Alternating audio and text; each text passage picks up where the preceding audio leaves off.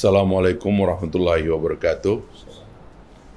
Teman-teman sekalian, khususnya yang berkecimpung di dunia jurnalistik dan khususnya lagi teman-teman di Tribun Network, saya mengenal Tribun Network sebagai salah satu jurnalisme yang menjunjung tinggi konsep dan prinsip-prinsip jurnalisme yang baik, yang sehat, dalam rangka mencerdaskan kehidupan bangsa. Dan Tribun Network Sumatera Selatan sudah berumur 10 tahun.